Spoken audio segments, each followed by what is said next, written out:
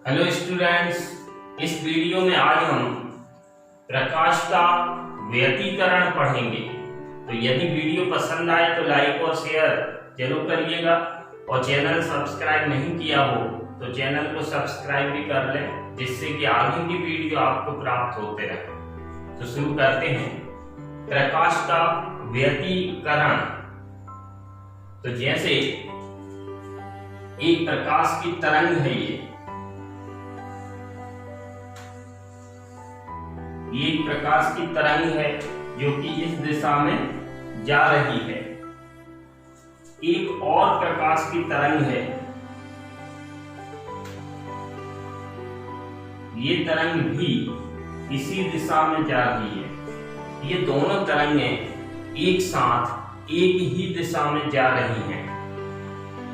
अब डायग्राम में हमने ये बहुत दूर दूर बनाई है, लेकिन ये तरंगें वास्तव में बहुत पास पास हैं। जैसे बल्ब से जो लाइट निकल रही है, अगर इसको हम तरंग प्रकाशिकी के अनुसार पढ़ें, प्रकाश को दो भागों में बांटा गया है फिजिक्स में, एक किरण प्रकाश की और एक तरंग प्रकाश की।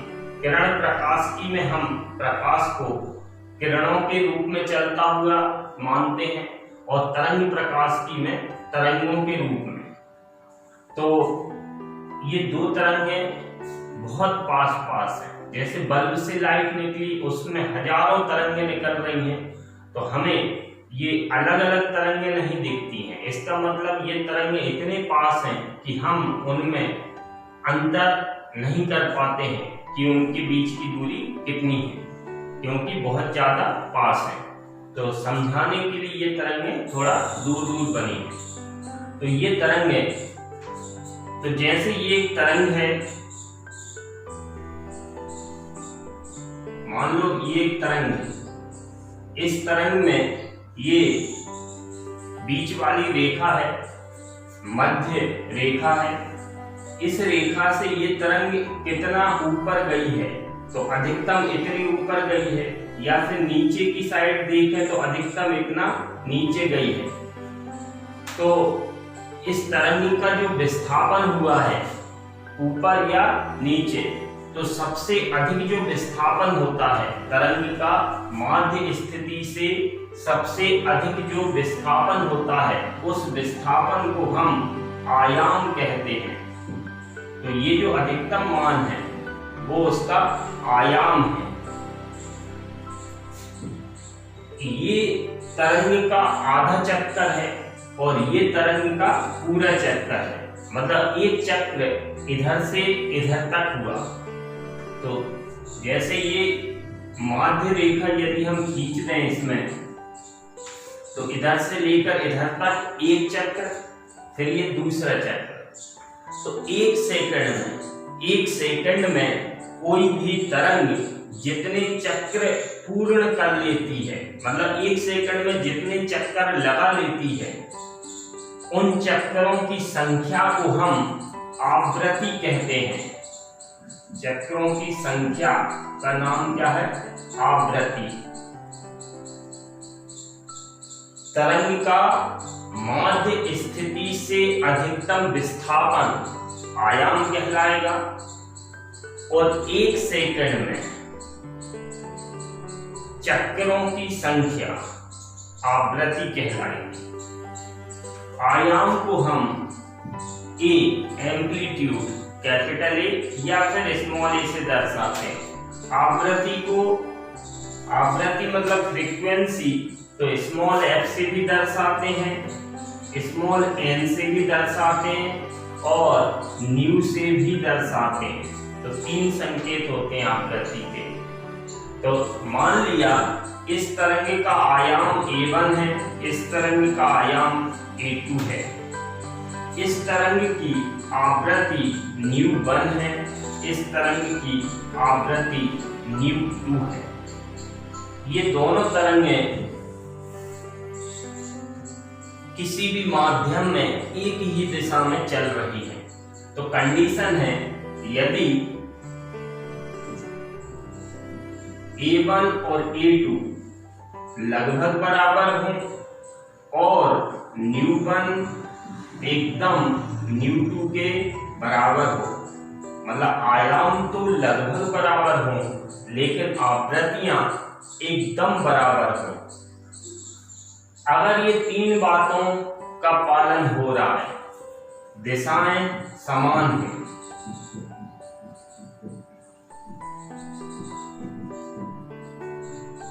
अगर ऐसा हो रहा है कि दो तरंगे हैं, उन तरंगों के आयाम लगभग बराबर हैं, उन तरंगों की आवृत्तियां एकदम समान हैं और दोनों तरंगें एक साथ एक ही दिशा में चल रही हैं, तब इन दोनों तरंगों का अध्यारोपण हो जाता है। अध्यारोपण मतलब वो एक दूसरे में उलझ जाती हैं, फंस जाती हैं, गुत्थम गुत्था हो जाती हैं, तो अध्यारोपण हो जाता है इन तरंगों का। तो अध्यारोपण होने से प्रकाश की तीव्रता बदल जाती है। प्रकाश की तीव्रता मतलब उसकी चमक कम या ज्यादा हो जाती है। तो प्रकाश की तीव्रता का बदल जाना प्रकाश का व्यतिकरण कहलाता है। प्रकाश का व्यतिकरण मतलब प्रकाश की तीव्रता का बदल जाना। तो कुछ बिंदुओं पर तीव्रता बढ़ जाएगी और कुछ बिंदुओं पर तीव्रता घट जाएगी। तो व्यतिकरण की परिभाषा हम ऐसे देंगे,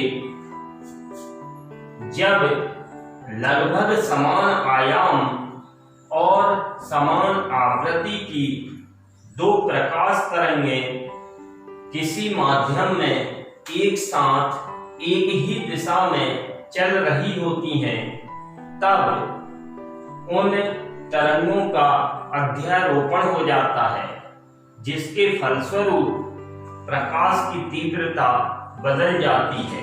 इस घटना को प्रकाश का व्यतिकरण कहते हैं। एक बार और देखें, जब लगभग समान आयाम और समान आवृत्ति की दो प्रकाश तरंगें एक साथ एक ही दिशा में चल रही होती हैं, तब उनके अध्यारोपण के फलस्वरूप प्रकाश की तीव्रता में परिवर्तन हो जाता है। इस घटना को प्रकाश का व्यतिकरण कहते हैं। अब हम बोल रहे हैं तीव्रता बदल जाती है, इसका मतलब या तो तीव्रता बढ़ेगी या तीव्रता घटेगी। तो इसी के अनुसार व्यतिकरण के दो प्रकार होते हैं। पहला प्रकार होता है संपोषी और दूसरा होता है विनाशी। तो अगर प्रकाश की तीव्रता बढ़ रही है, तब उस व्यतिकरण का नाम होगा संपोषी, और यदि प्रकाश की तीव्रता घट रही है, तब व्यतिकरण का नाम होगा विनाशी व्यतिकरण। तो जैसे ये एक तरंग है, तो इसका ये जो ऊपर वाले पॉइंट हैं, इनको हम बोलते हैं शीर्ष या फिर सुरंग, और ये जो नीचे वाले पॉइंट हैं, इनको हम बोलते हैं गर्त। तो ये ऊपर वाला सुरंग है और नीचे वाला गर्त है। तो जब ये तरंगें अध्यारोपित होती हैं, तब व्यतिकरण होता है। तो यदि पहली तरंग का सुरंग दूसरी तरंग के सुरंग से टकराए, या फिर पहली तरंग का गर्त दूसरी तरंग के गर्त से टकराए, इसका मतलब समान सुरंग से या फिर गर्त से टकराए, तब प्रकाश की तीव्रता बढ़ जाती है। तब कौन सा व्यतिकरण बनेगा? संपोषी। और यदि एक तरंग का सुरंग दूसरी तरंग के गर्त से, या फिर एक तरंग का गर्त दूसरी तरंग के सुरंग से टकराएगा, तब प्रकाश की तीव्रता घटेगी। मतलब अलग अलग जब टकराएंगे सुरंग गर्त से या गर्त सुरंग से, तब प्रकाश की तीव्रता घटेगी। उस टाइम जो व्यतिकरण बनेगा वो विनाशी व्यतिकरण बनेगा। तो समपोषी व्यतिकरण की परिभाषा हम दे सकते हैं कि जब एक तरंग का सुरंग दूसरी तरंग के सुरंग से या एक तरंग का गर्त दूसरी तरंग के गर्त से अध्यारोपित होता है, या ऐसे बोल सकते हैं कि जिन बिंदुओं पर एक तरंग का सुरंग दूसरी तरंग के सुरंग पर या एक तरंग का गर्त दूसरी तरंग के गर्त पर पड़ता है, उन बिंदुओं पर प्रकाश की तीव्रता बढ़ जाती है। इस प्रकार के व्यतिकरण को समपोषी व्यतिकरण कहते हैं। एक बार और देखें, जिन बिंदुओं पर दोनों तरंगों के सुरंग या दोनों तरंगों के गर्त पड़ते हैं, उन बिंदुओं पर प्रकाश की तीव्रता बढ़ जाती है। इस प्रकार के व्यतिकरण को समपोषी व्यतिकरण कहते हैं। अब देखते हैं विनाशी व्यतिकरण की परिभाषा। जिन बिंदुओं पर एक तरंग का सुरंग दूसरी तरंग के गर्त पर पड़ता है या एक तरंग का गर्त दूसरी तरंग के सुरंग पर पड़ता है, उन बिंदुओं पर प्रकाश की तीव्रता कम हो जाती है। इस प्रकार के व्यतिकरण को विनाशी व्यतिकरण कहते हैं। तो विनाशी व्यतिकरण क्या हो गया? माध्यम के जिन बिंदुओं पर एक तरंग के सुरंग पर दूसरी तरंग का गर्त पड़ता है या एक तरंग के गर्त पर दूसरी तरंग का सुरंग पड़ता है, उन बिंदुओं पर प्रकाश की तीव्रता कम हो जाती है। इस प्रकार के व्यतिकरण को विनाशी व्यतिकरण कहते हैं। अब हम देखते हैं प्रकाश के व्यतिकरण की शर्तें। प्रकाश के व्यतिकरण की शर्तें। तो शर्तें जो हैं वो परिभाषा से 3 पॉइंट बनेंगे। पहली शर्त हम ये लिख सकते हैं कि दोनों तरंगें एक साथ एक ही दिशा में चलना चाहिए। तो पहला पॉइंट हो गया, दोनों तरंगों को समान दिशा में गमन करना चाहिए। दूसरा पॉइंट, दोनों तरंगों की आवृत्तियां समान होना चाहिए। तीसरा पॉइंट, दोनों तरंगों के आयाम लगभग समान होना चाहिए। चौथा पॉइंट, ये जो दो, एक तरंग दूसरी तरंग, तो ये दो तरंगें जहां से निकल के आई थी, मान लो एक इधर से आई थी और दूसरी तरंग इधर से, तो ये दोनों स्रोत हैं। तो दोनों ये प्रकाश स्रोत हैं।